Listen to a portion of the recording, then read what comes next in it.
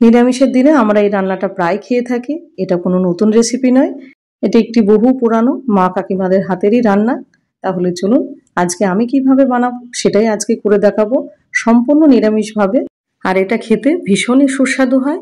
আর কম বেশি আমরা কিন্তু সকলেই এই রান্নাটা জানি, কিন্তু আমি কিভাবে করব সেটাই আজকে আপনাদের সামনে তুলে ধরবো। নমস্কার, কেমন আছেন সবাই? নিশ্চয়ই খুব ভালো আছেন। বাসন্তী রান্নাঘরে সবাইকে স্বাগত। আজকে আপনাদের সামনে তুলে ধরবো সম্পূর্ণ নিরামিষভাবে ছানার ডালনা, তাও আবার আলু এবং পটল দিয়ে। আর খেতে এতটাই ভালো হয় যে আপনি এক মুঠ নিরামিষের দিনেও ভাত দুটো ধরেই খাবেন। আর ভিডিওটা আপনাদের ভীষণ ভালো লাগবে। আর যদি ভালো লেগে থাকে অবশ্যই চটপট করে, যারা এখন চ্যানেলটা সাবস্ক্রাইব করে উঠতে পারেননি তারা চ্যানেলটাকে সাবস্ক্রাইব করে আর পাশে থাকা বেল আইকনটা প্রেস করে রাখবেন, যাতে বাসন্তী রান্নাঘরের সমস্ত ভিডিওর আপডেট সবার আগে আপনার কাছে পৌঁছায়। এখানে আমি 5 পোয়া দুধ নিয়েছি, অর্থাৎ 1250 ml। দুধটাকে খুব ভালো করে জাল দিয়ে এটাকে ছানা কেটে নেব। এবার আপনারা চাইলে প্যাকেটের দুধও ব্যবহার করতে পারেন। আমি গরুর দুধ নিয়েছি। এবার ছানাটাকে ভালো করে মেখে নেব। আর এখানে আমি ছানাটা কেটেছি ছানা কাটা পাউডার দিয়ে, আপনারা চাইলে লেবু কিংবা ভিনেগার দিয়েও কাটতে পারেন। এবার ছানাটা ভালো করে জল ঝরিয়ে নিয়েছি। এবার ছানাটাকে ভালো করে মেখে নেব। আর এই ছানার বড়াটা করতে হবে আমাদের সুস্বাদু। তার জন্যে ছানাতে কি কি দেব সেটা একবার দেখে নিন। এখানে দিয়ে দেবো 1/2 চামচ চিনি, অল্প একটুখানি লঙ্কা গুঁড়ো, সামান্য একটুখানি 1/2 চামচ ভাজা জিরের গুঁড়ো। এই জিরে ভাজা ছানাতে দিলে ভীষণ ভালো লাগে খেতে, একটা আলাদাই স্বাদ নিয়ে আসে। আর দিয়ে দেবো 1 চামচ ময়দা। এবার এগুলোকে দিয়ে খুব ভালোভাবে এটাকে মিশিয়ে নিতে হবে এবং ছানাটাকেও ভালো করে মেখে নিতে হবে। এবার ছানাটাকে ভালো করে মেখে নেব। এই মাখামাখির কাজগুলো একটু ভালো করে ধৈর্য ধরে করতে হয়। এবার ছানাটা মাখা হয়ে গেছে। এবার এক এক করে আমি ছানার বড়াগুলো রেডি করে নেব। আপনারা চাইলে লম্বাটে শেপও দিতে পারেন, কিন্তু এইভাবে দিলে বেশি ভালো লাগে দেখতে। এরকম চ্যাপটা চ্যাপটা করে সবগুলো ছানার বড়া এভাবে রেডি করে নেব। আপনারা চাইলে একটু মোটা কিংবা একটুখানি বড়ও করতে পারেন, কিংবা ছোটও করতে পারেন এর চাইতে। এবার এক এক করে বড়াগুলো আমাদের কিন্তু সবগুলো রেডি হয়ে গেল। এই যে সবগুলো আমাদের রেডি হয়ে গেছে। এবার কি কি সবজি নিচ্ছি সেগুলো দেখিয়ে দেবো। যেহেতু আজকে আপনাদের বলেছি ছানার ডালনাটা পটল দিয়ে করব, ওই জন্য পটল নিয়েছি। এখানে পটল 2 ভাগ করে এভাবে কেটে নিয়েছি। আর নিয়েছি আলু, এরকম একটা আলু থেকে আমি 4 ফালি করেছি। নিয়েছি একটা টমেটো, কিছু লঙ্কা এবং আদা। এবার প্রথমে কড়াইতে তেল দেবো। এবার তেলটা গরম হতে দেবো। আমি এখানে পুরো রান্নাটাই সর্ষের তেলে করব, আপনারা চাইলে সাদা তেলেও করতে পারেন। এবার তেলটা গরম হয়ে গেছে। এবার এক এক করে ছানার বড়াগুলো দিয়ে দেবো। এবার ছানার বড়াগুলো দিয়ে জালটা কিন্তু সবসময় লো টু মিডিয়াম রাখবেন, চট করে ছানাটা ভাজা হয়ে যায়। কোনোভাবে হাই করবেন না। এবার এপিট ওপিট করে ঠিক এইভাবে একটুখানি লাল লাল করে ভেজে নেব। খেয়াল রাখতে হবে যেন ছানাগুলো কোনোভাবেই পুড়ে না যায়। পুড়ে গেলে কিন্তু তরকারিটা দেখতেও ভালো লাগবে না আর খেতেও ভালো লাগবে না।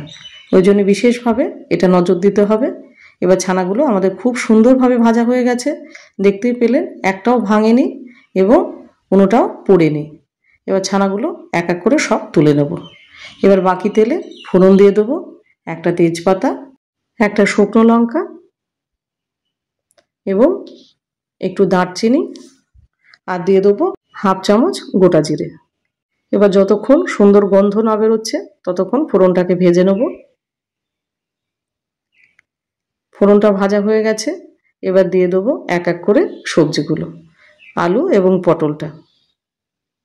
প্রথমে আলুটা দেব এবং পটলটা দিয়ে দেবো।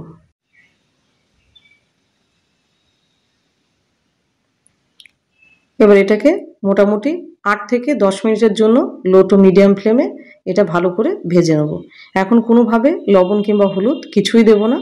এবার এটাকে ঢাকা দিয়ে দেবো যাতে ভাজাটা চট করে হয়।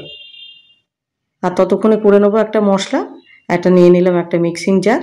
এবার কেটে রাখা আমাদের টমেটো, আদা এবং লঙ্কাটা দিয়ে দেবো। আর দিয়ে দেবো 1 চামচ গোটা জিরে। আর দেব 1 চামচ গোটা ধনে। এটা আপনারা গুঁড়ো মশলা দিয়েও করতে পারেন, কিন্তু গুঁড়ো মশলার চাইতে এরকম গোটা মশলার বেশি স্বাদ হয়।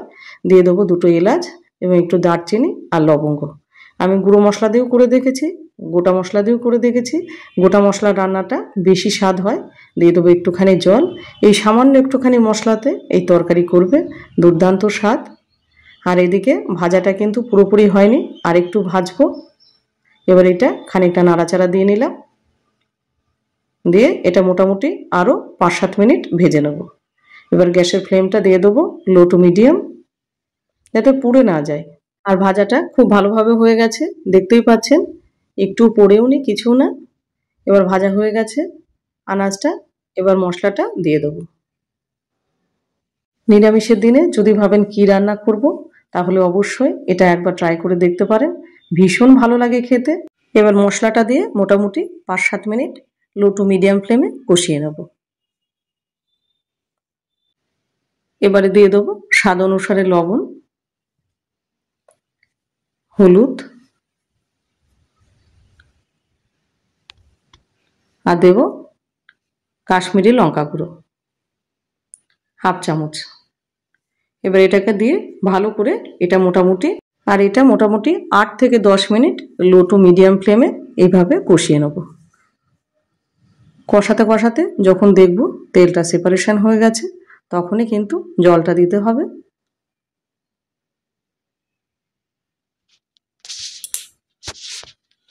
কষানো হয়ে গেছে আর তেলটাও কিন্তু সেপারেশন হয়ে গেছে,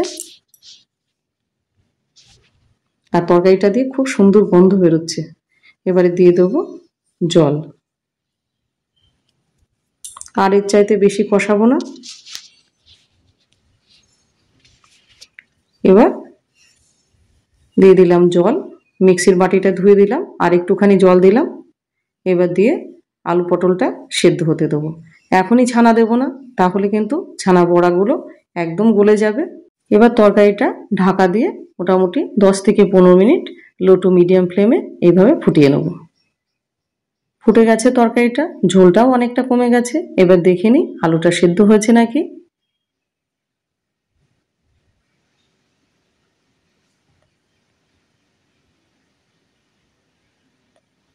আলুটা কিন্তু আরেকটু সেদ্ধ হবে।